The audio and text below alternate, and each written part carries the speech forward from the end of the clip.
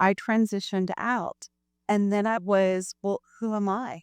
Yes. And that was another big thing is who am I now that this happened? That's another part of grief, your identity, right? Big part. Who am I now that I am no longer the program manager? I was standing behind that title. Who am I now that I'm a stay-at-home mom when I've really never been a stay-at-home mom? Who am I now that I'm a mom of 5 kids and a blended family? And everything that goes along with it. I realized that my life was so much around that identity of my work that when I stepped out of that, I was not only lost a title as I was reinventing myself, but also lost my social network because it was all around my coworkers. Welcome to the living room. Leave the over at the door. We'll talk it out till it's simple, till it's you again for sure. Life, mission, money, and the names you outgrow. We make space for the woman coming through. Living room wisdom,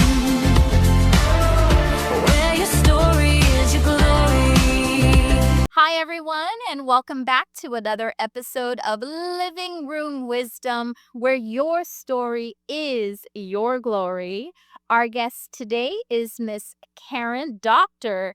Karen Kramer, and Karen embodies the fusion of science and soul.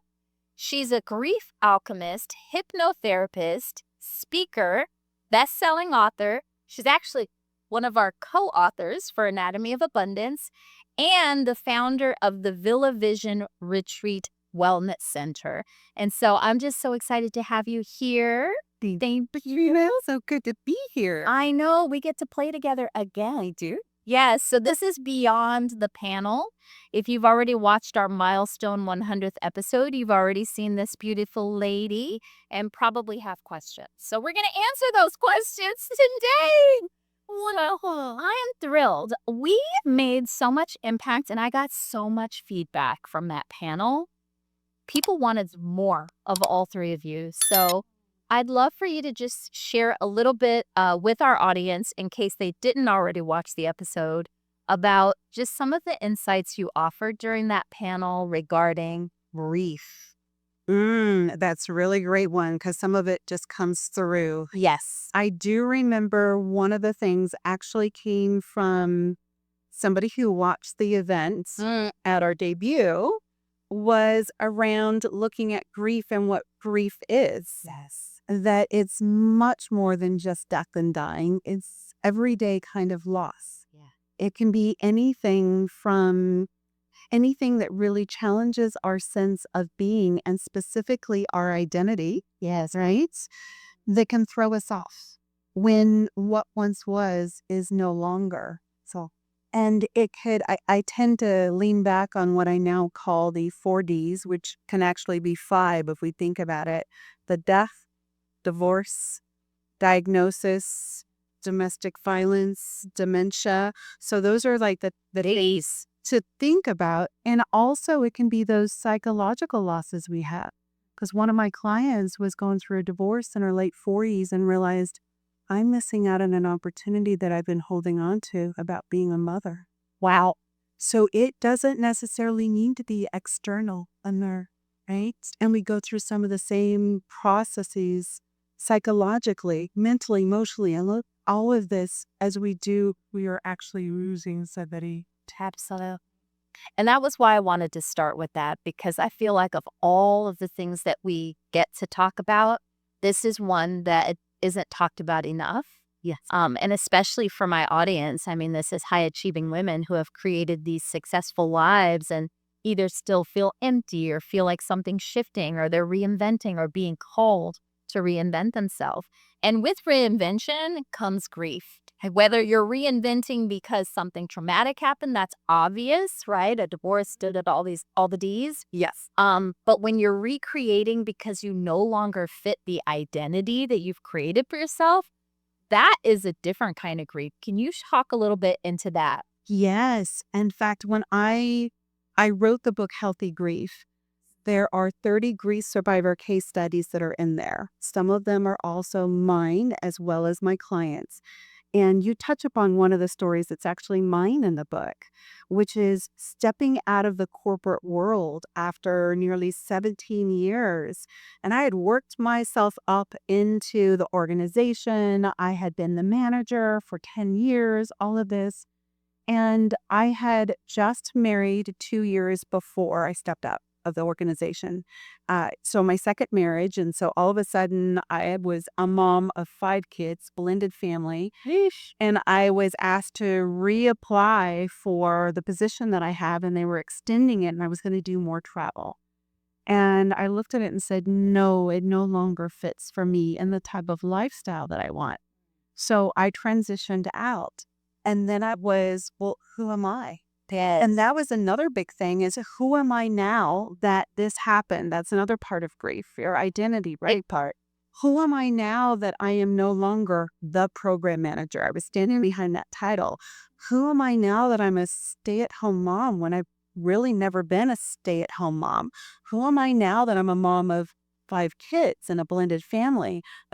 And everything that goes along with it. I realized that my life was so much around that identity of my work that when I stepped out of that, I was not only lost a title as I was reinventing myself, but also lost my social network because it was all around my coworkers. So while I was building my own business, I also was doing things around my kids to engage around that. So I got involved in the PTA. I was room mom. I was the All one the who things we're supposed to do, right? yeah, all of that. Like, ooh, and it was fun. And I also got my social connection out of that. So even transitioning into, okay, I'm not going to work and getting the social connection. How can I get that social connection? Because I knew that that was a key aspect of what I wanted to develop as I was becoming this new entrepreneur, this new person. So I was grieving the aspects of what I was leaving behind, identifying what was important as I was in this process of becoming an entrepreneur. That social connection was important to me and recognizing I needed to gain it from a different aspect, but also just grieving the process and going through the emotions and recognizing it's going to look different, but that's okay.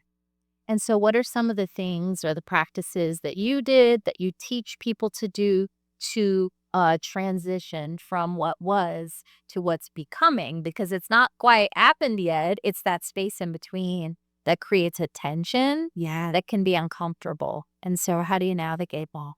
And I'm going to talk about a framework which actually comes from Healthy Grief. Yes. Framers. I'm one of those. I have those amazing downloads in the shower, and I love simplicity. And I love simplicity. And came out of the shower, and I'm like, that's it.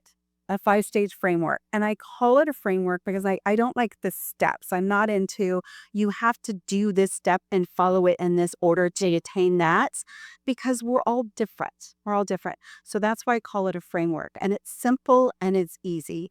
And it is based upon the GRIEF. So, yes, it is around the grief, right? Yes. Easy. And also, I'm going to mimic it as part of the body because I've also used this with others in a way in which they can educate and teach their children how to understand and process grief. So G stands for gather. Gather your thoughts. What are you thinking about it? So when you have like, for example, my client who was going through the process of divorce and coming to a realization that she wasn't going to have kids, what was her thinking? I'm not going to have kids. But we also then started getting into some of the limiting beliefs behind that. So it can go on even further than that. But starting with what are you just thinking in the moment? Then R, and I'm purposely touching the different parts of the body, so from head to heart, relates. What are your feelings at the moment? So relating to your emotions. Some people may start with the emotions and then go to the head. That's okay. May start with their thoughts and then connect with their emotions. So you don't have to do it in the order. That's why it's a framework. But what are you thinking? Relate. What are you feeling in the moment? And then I go down to the feet. What action steps? So involve. So gather, relate, involve is a way to put it. So involve in action. What's an action step that you can take today? And it could be something small. And it doesn't need to be a whole laundry list. It can be one thing. for example, I was working with a client too during the COVID years, right? And significantly depressed. So one of the things that we were working through at that time is what's one action step that you can take? Just one. And the first one was to get up before noon. Okay, great. What's a good start? It's a good start. Yes. Then we layered on other things like taking a shower, Yeah. changing clothes, actually eating breakfast before I think it was 9 or 10. So starting to layer on those things, not making it large things, but it's something that's just one thing, like getting a cup of tea, taking a shower, going for a walk, going outside in the sunshine. So again, the third step is action. And again, it could be something simple. Okay.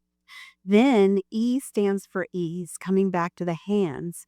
It's around what support do we need right now to help us at this point in time. And it could be formal or informal. Formal could be something like a doctor, a therapist, the lawyer, whatever it is. Yes. It can also be the next door neighbor who's going to watch the kids, somebody you can get the meals, clean the house, do the dishes. So formal or informal, what kind of support do we need?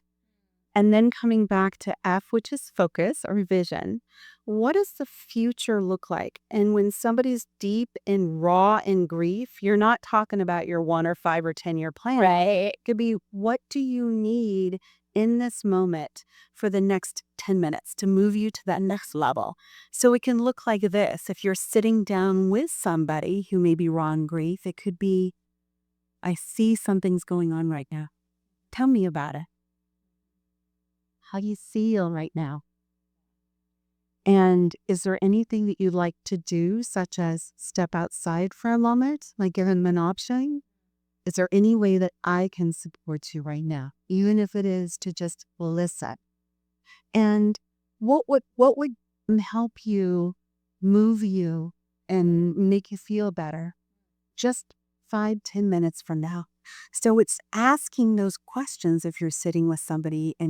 And sometime, by the way, the best thing you can do for somebody who is raw in grief is to allow them to be seen, heard, and understood for what they're going. Don't cut off the emotion, perhaps, like actually create space for the emotion. Exactly. And I even talk about how can you hold space? We're not traditionally taught. That's not something you teach in school about how you really hold space and truly listen. Well, the truth is grief, other people's grief makes people uncomfortable Ooh, yeah. because they don't know how to process their own. They don't want to recognize their own. They don't want to feel their own. They're in avoidance. Right. They are. So when you show up and you're owning your grief and allowing yourself to experience it, which is perfectly healthy, y'all. It should, right? We need to alchemize it. We do. Alchemize it. And so what I love about your framework is that it's simple. It is. And as you were speaking, I was seeing a chart that you can like to put on your wall to like easy reminders. I was also seeing coloring books for kids. I've never thought about these things, but my marketing brain was going, yeah, I love it. I love it. Well, similar to that, so Healthy Grief is the core book. Yeah. However, it is a 2-pound, 400-page book. 2/3 of it are the Are stories. you serious? It actually, I used to say it's say that in that way. It actually is a textbook now. It's actually used in a community college to help funeral professionals. I will say that. But it's not the type of thing you want to give to somebody who's wrong. Like I'm thinking now, the Patrina, here it is. So, which you can, I would say, here's the way in which you could frame it, find a story, introduce it to it. Bible. Yeah, yeah. However, to a point you just mentioned, I created Moving Forward, which is the guidebook to Healthy Grief. And it is 111 pages. I take an angel number, so 111 pages. It is smaller. It is easy to read. It is colorful. It does have a diagram in there around the grief model, and it make it so simple. Even tying in, I actually have a picture of a person in there. So you're going from the head, the heart, the feet, the hands, the eyes. So it doesn't have to even go with GRIEF. It's just a way to easily think about that. The questions, it gives you opportunity opportunities to process through it. There's activities and things that are in there. Then I created oracle cards that are based upon that because I love it. And even if it's not just a typical like going through it, like oracle card process, yeah, but as you go through, I need all the things. Where's my gift basket? I love. I'll keep that in mind. I keep it in my. Well, It's it honestly to that. these things like literally in your trunk. I We got right now. You do? Okay. I do have a healthy grief in my book.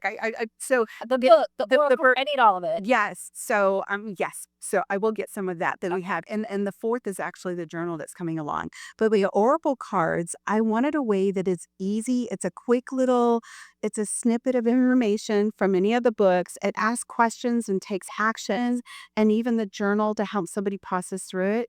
And I even say I like to gamify grief. I was literally just thinking of that word.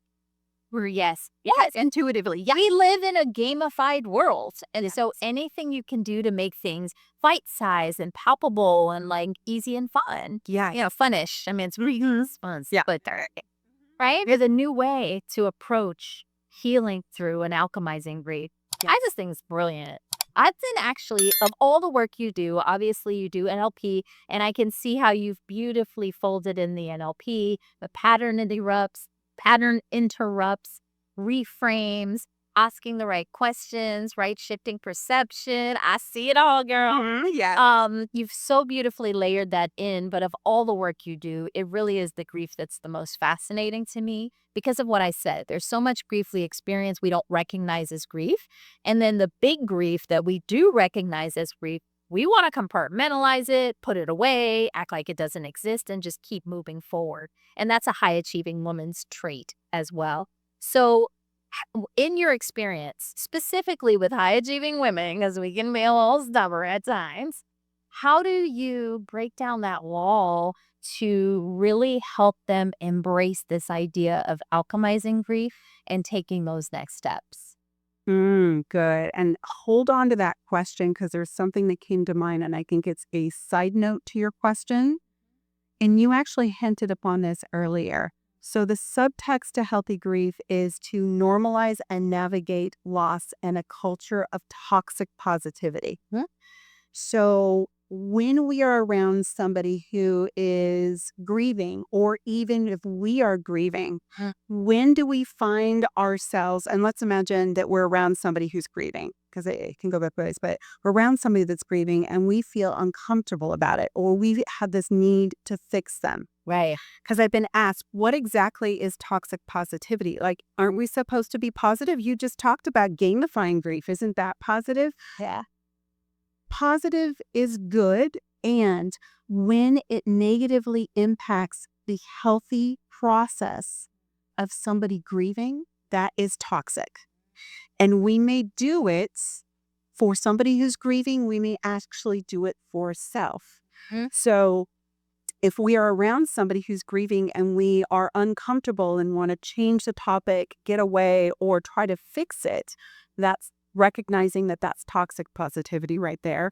And also for ourselves, if I'm grieving, so this gets back to your question, if I'm a high achieving woman and I've gone through 2 divorces, multiple different deaths of other people, just to clarify, we lost the various different types of loss, a son who was going through health issues. So I was higher up in my organization, right? I was important. I was an entrepreneur, and I was together. holding it together, going through a divorce, embarrassing, wasn't telling anybody about it. That was a form of toxic positivity because it gets to the beliefs that I had about myself and my identity. Juicy. Yes. And what I also found is when I then broke that down and started telling people, hey, this is what's going on, I found there were more. I started with my coworkers, right? You know, like it was probably a good 2 to 3 months after going through my first divorce that I started telling some of my coworkers, and other people were coming to me and saying, me too. Yes. And what I was finding was they also were keeping the face. They didn't want other people to know that there were imperfections. It's toxic leadership. Yes. What it is. Yes. And I talk about embodied leadership, and now I have words to describe the other types of leadership. Yes, yes. And I was working for an organization called the Center for Creative Leadership. Wow. You'd think we would lead in various different ways, but we don't. Yeah. There's certain things Okay. we don't talk about in society. Yeah. And even in the United States, we have the Declaration of Independence, which is the pursuit of happiness. So anything that is not happy is something that is bad or broken and needs to be fixed. So think about how this plays out in our society. There are other cultures around the world that actually embrace things like the passing of a loved one. The ritualization it. Right. Yes. Because it's normal. Honor cultures. They're honoring it. Oh, I love that. That's one of the things I love about travel.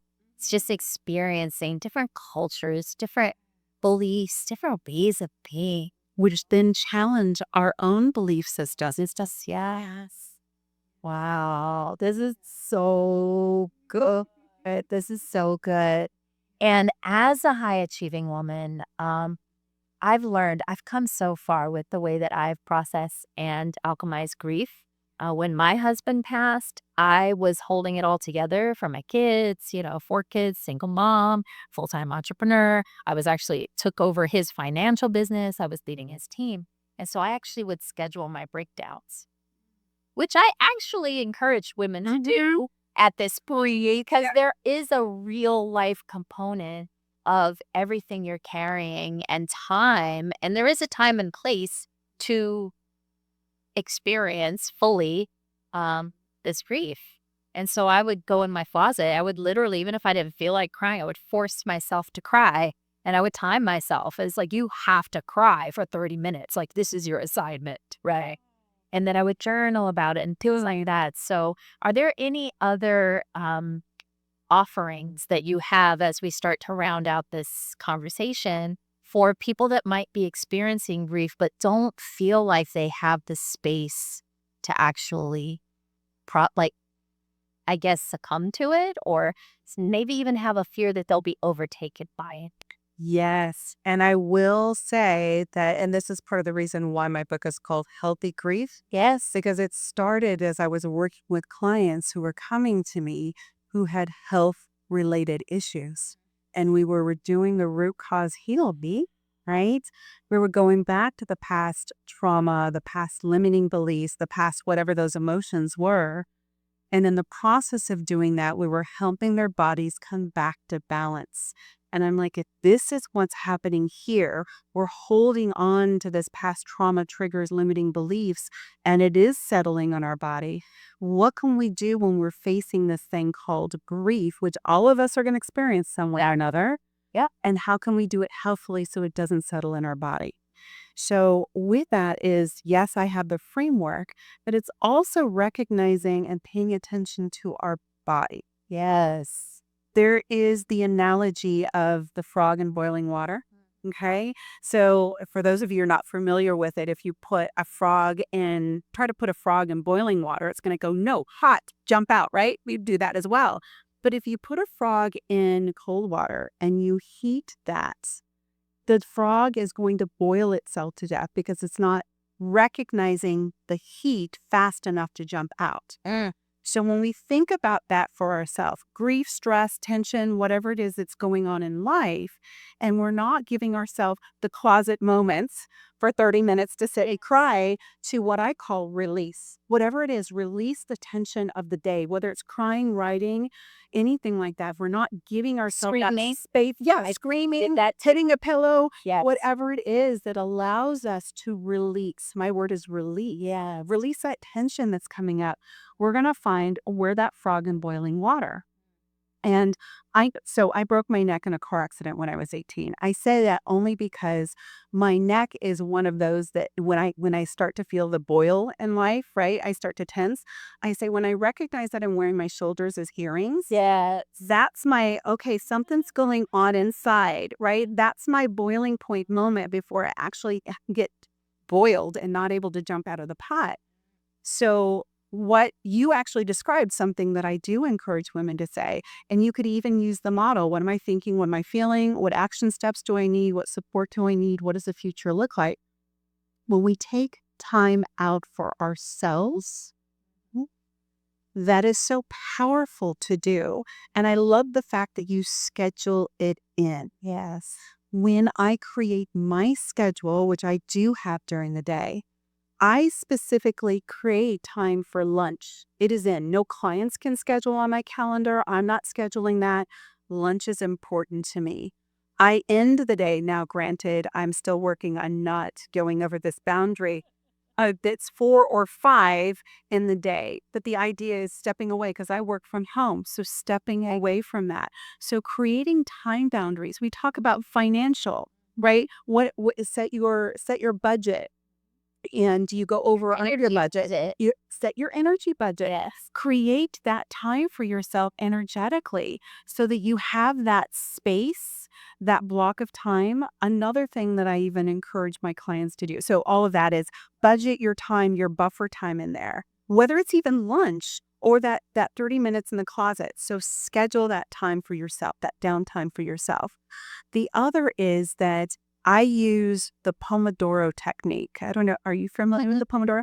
Hey, so the Pomodoro technique I use in many different ways. That the essence of it is the Pomodoro tomato, but so use it as a timer.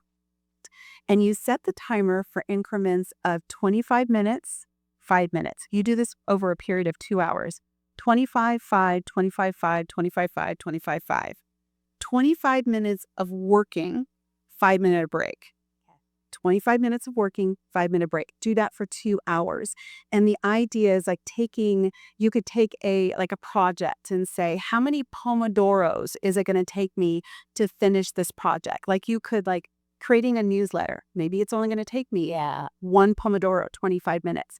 Now for somebody who can work the whole day and forget to pee and eat, it would be good to remind me to take breaks. For somebody who is struggling like ADHD or something and has a struggle to stay on task, this also helps stay on task. I'll say 25-minute break. It's now the 25 minutes goes off and I'm taking a break. Oh, did I go to research something and now I'm scrolling on Facebook? Yeah, so it's a good way to stay on task. So the reason why I bring up the Pomodoro is that's another way to help balance your time. Then what I do is I have my clients create a list of those things that are energizing. Create a list of those things that you can do easily in 5 minutes that'll bring your energy up. Now, it can be dancing around the room. It can be calling that friend to get excited. It can be scrolling on social media as long as you set your 5-minute timer. It could be, I love actually doing dishes because I love having my hands in the water. So even doing a 5-minute dishes, coloring book, the adult coloring books, walking outside, playing with your granddaughter, like all of those things, right? Whatever you want to do. This is not judgment. But even and I actually do 5 minutes of activity, 15 minutes of activity, because the other thing is after the 2 hours, give yourself 15 minutes or half an hour break. And if you're stuck in that moment, I don't know what to do, you easily have this list of things to give you suggestions. I love that. And I challenge my clients to come up with a list of at least 50. And if they've done that really easily, 100 items of things that they can do for themselves in just 5 minutes. Beautiful. Gosh, thank you that was very generous of you, very generous. And I hope that you took out a pen, a pad, a journal, took some notes. You can always go back and revisit the episode. That's the good news. But I want to thank you again for being here, for sharing all of your wisdom, your knowledge, your resources. How can people contact you or get where do you hang out?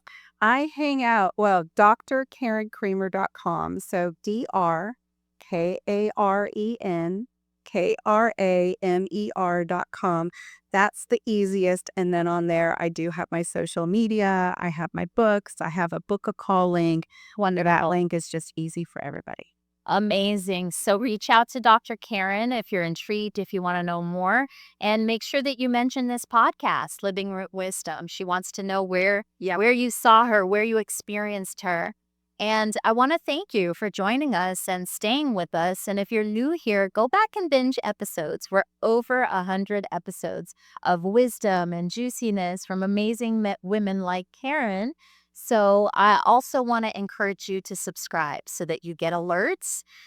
Share the episodes that are your favorite with people you know might need it. And lastly, leave us a review. We really want to create impact. We want to make sure that we're touching on topics and really speaking to the transformation in your life. So leave us a review. We'd appreciate that. And come back next week. Same time, same place, right here in the living room. Have a wonderful day. Bye. Welcome to the